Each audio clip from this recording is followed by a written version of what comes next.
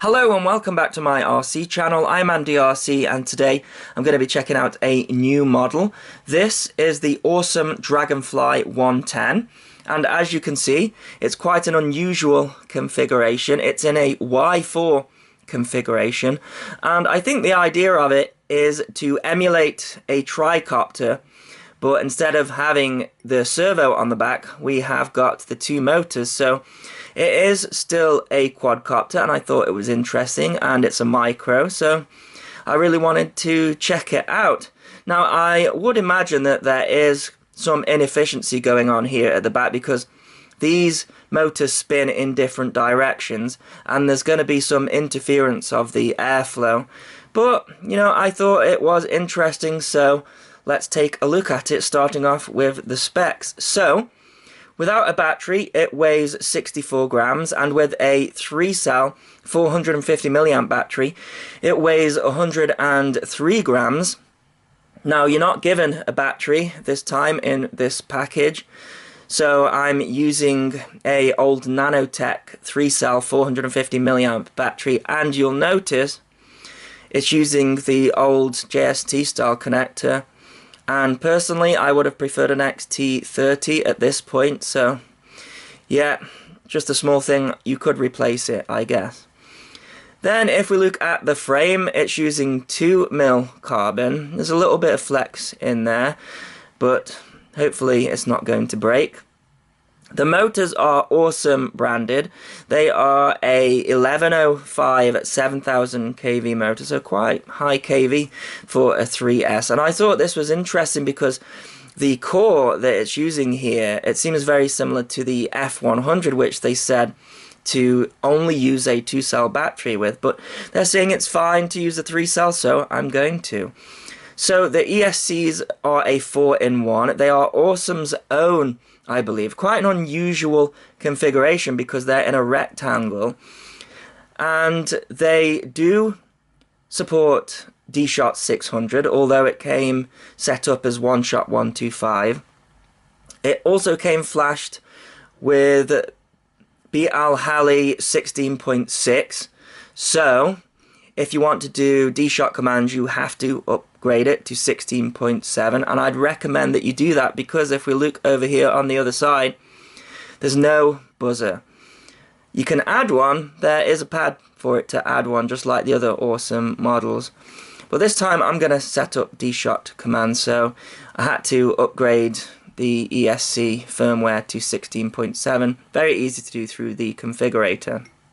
Then above that, we've got the Omnibus flight control. It's an F3, so if you're wanting to do your Karman filters, you can't do that on this. It came flash with Betaflight version 3.17. I've upgraded it to the latest version. Very easy to do, because it wasn't really set up either. Like I said, I went in there and put D-Shot on there, D-Shot 600, and it's got some PIDs in here.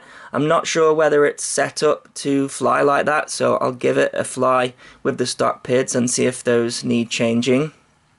The flight controller also has a built-in VTX 25 milliwatt 48 channel. It's got the single button to change it. You've just got two lights on there, one for your bands and one for your channels. Didn't get any instructions with it at all, but it's fairly easy to set up. And then you actually do have a micro UFL connector, but it's under all this silicon here, so you can't really get at it. And then we've got a sleeve dipole antenna coming up the top there. One thing that I am worried about with this system is the VTX. On the previous awesome models, it wasn't too hot, and the fact that it had a CCD camera was a little bit of a waste because the VTX wasn't too decent. I'll have to see if that is the case with this one, if they've made any changes to it. And then we've got the Fury Bee MS camera. It is a PAL camera, and let's have a look. We've got the, let's see if I can see what it says on the lens. It's the 2.3mm lens on there, and you can change the angle of it, just this screw here, and you can adjust the angle to whatever you like. Now, this came as the plug and fly version, and there is something important to note about that. The receiver plugs into a little JST port. Now, they do give you the little connector. It is a 1mm pitch 4 pin, so you are going to have to connect that up to your receiver. I'm using just an XM here. It should be fine for this model, but just something to note, you are going to have to solder up your receiver to this, and you get given a little rubber band in the package as well, but you are given a battery strap already. I'm not sure how you'd use this rubber band. You'd have to take everything apart to put it round there, so I'm just going to be using this battery strap here. You are given these propellers. They are the 2.4-inch gem fan style propeller. They are a 2435, and you are given the screws as well to screw them in. There is a problem with that though. How on earth can you get these screws in this bottom motor? You can't. Luckily, these gem fans, they just tension fit, so I don't think that's going to be a problem. And you can also see how long this back piece of carbon is here as well. That does flex, but I don't expect these to be catching in flight, but it is something to think about. As for the Betaflight setup, it had a load of modes in there. I think they just do a stock flash of all of their models, and it's just not up to scratch whatsoever. So I practically changed pretty much everything, deleted all of the modes out. I think they had going up to aux 5, turning the on-screen display on and off, and LEDs, which doesn't even have any LEDs, so I turned all of that off. I put in the command set small underscore angle equals 180, so I can still use angle mode but still have it arm at any angle. And I also put my own rate in there because they had a custom rate that didn't suit me, so I've got 0.8 on the rates. I also changed the angle sensitivity as well. I think they had that on 44. I just like to run 50, just a small thing, just for the maiden. It's the only time I use angle mode. I've also routed my antenna up the top. Normally I would put a cable tie around it and some heat shrink. However, I have to switch out my receivers a lot to do these reviews, so I'm just keeping it like this, but I would strongly recommend that you do that if you get one of these models. As for the box, it comes in the standard awesome box. In fact, it's the one for the UB, the Bobby, and the F100, so I wasn't sure what it was that I received at first. It doesn't fit in the box with the propellers on, so you're going to have to remove them. That's always a downside for me. And for the transmitter, of course, you're going to have your own transmitter. Personally, I'm going to be using the FreeSky X10S, and then for FPV, it's going to be the Fatshark Dominator HD3s with a Omway cloverleaf antenna and a Bandicoot patch antenna for this linear antenna up here, and then diversity, it's going to be the Furious FPV True Diversity System. Okay, well, I've got absolutely no idea what's going to happen, but it's in the air for now. It feels like it's got a ton of power. Let's see what that yaw is like. It seems alright. So this is just angle mode for now. Doesn't seem to be drifting, which is good. Let's see what the punch is like on 3S. Not bad at all. I think I saw a little bit of a wobble on the descent. The gains are extremely low.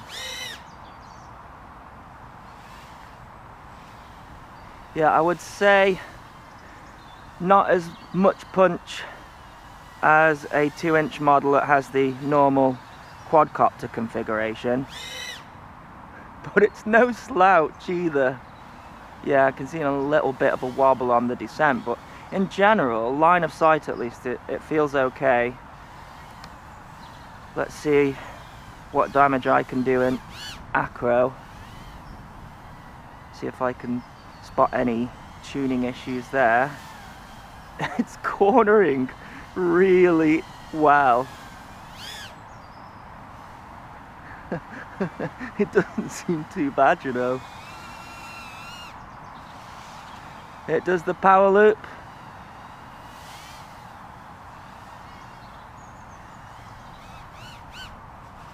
think I like it, you know. Oh, the orientation's tricky though. I mean, it shouldn't be with the one motor at the back, but when it gets far away from you, you still can't tell which way it's going, because you don't know whether you're looking at those two back motors from the front or from the back. It's going to take a little bit of getting used to, but you know what? I think I like it.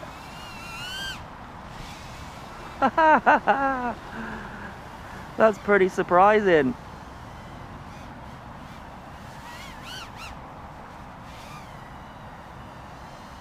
It'd be interesting how it corners FPV, but line of sight at least, this tune that they've got on it seems alright. Very low gains, and it seems to be okay on the 3S, which is good.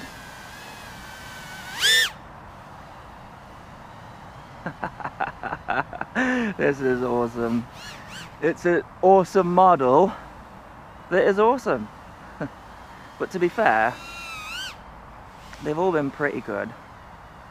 The only thing I'm concerned about is the quality of the picture on that VTX. As I say on other awesome models, it's the thing that let it down without having a CCD camera on there.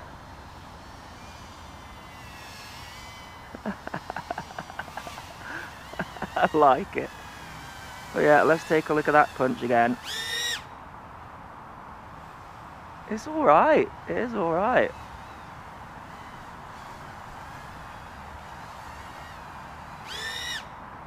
Not hearing any vibrations or anything. Fairly powerful. Do imagine there's some inefficiency going on with that back motor setup, just because, well, the airflow's gonna interfere with each other. But yeah, I think I like it. Let's go in for a landing and I'll do some FPV with it. So let's take a look at some DVR footage, and the first thing that I want to talk about is the view.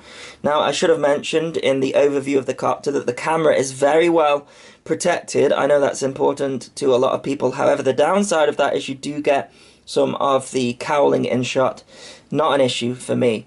The next thing I want to talk about is the VTX, because I mentioned earlier in the video that previous awesome models had a poor output quality on the VTX, which kind of made the CCD camera a bit of a waste.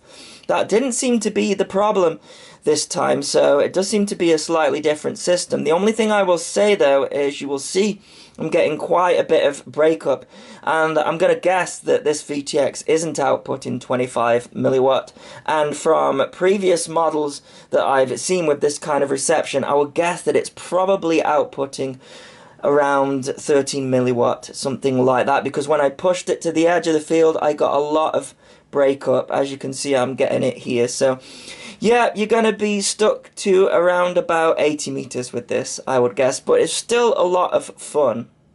Next, I want to talk about the tune. The tune that it had out of the box was fine, however, it needs a completely different tune for this configuration.